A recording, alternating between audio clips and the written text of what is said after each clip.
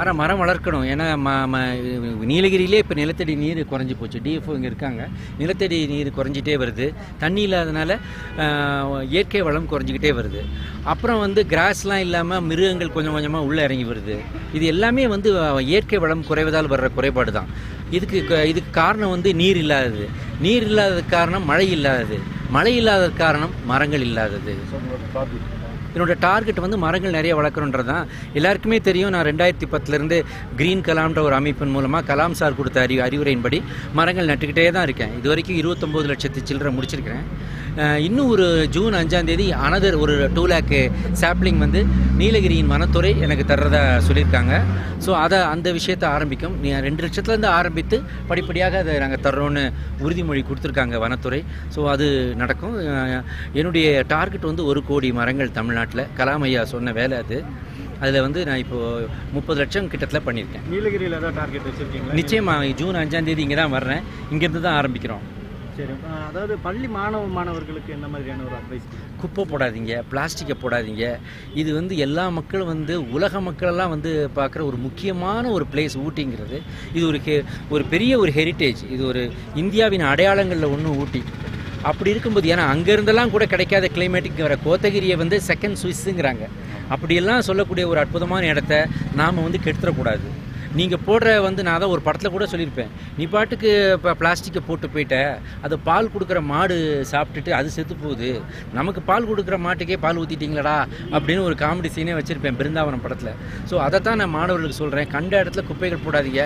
ஆனால் ஒரு விஷயம், நேற்று இங்கே தங்கியிருந்தப்போ பக்கத்தில் உள்ள ஒரு கடையில் போய் சில பொருட்கள் வாங்கினோம். நாங்கள் ஃப்ரெண்ட்ஸ் எல்லாம் பிஸ்கட்டு மிக்சர்லாம் வாங்கும்போது அதெல்லாம் போடுறதுக்கு ஒரு பிளாஸ்டிக் கவர் கேட்டோம். வேணும்னே கேட்டால் சாரி சார் கவர் கிடையாதுன்ட்டாங்க. எந்த கடையிலுமே கவர் இல்லைன்னு ஸ்ட்ரிக்டாக சொல்கிறாங்க.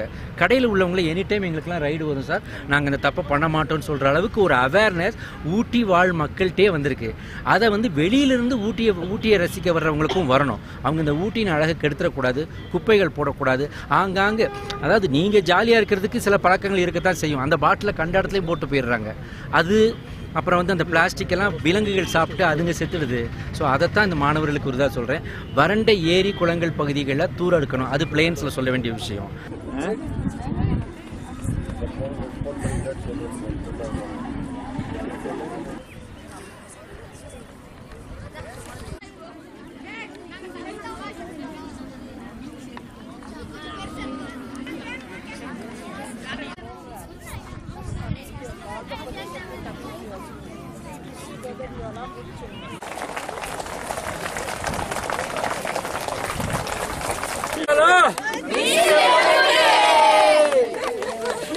Hello, hi.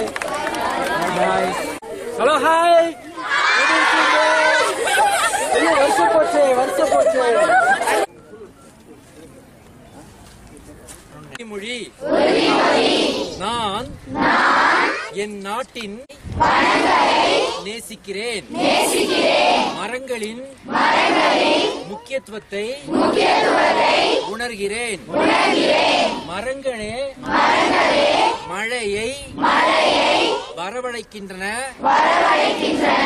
என்பதை நான் உணர்ந்துள்ளேன். எனவே மற்ற குப்பைகளையும் போட மாட்டேன். அங்கு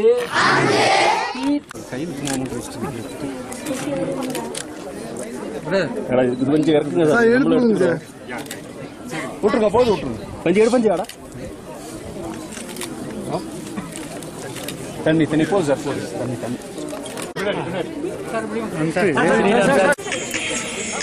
நல்லா பேலன்ஸ் பண்ணி சார். கொஞ்சம் சார் கண்ணாடி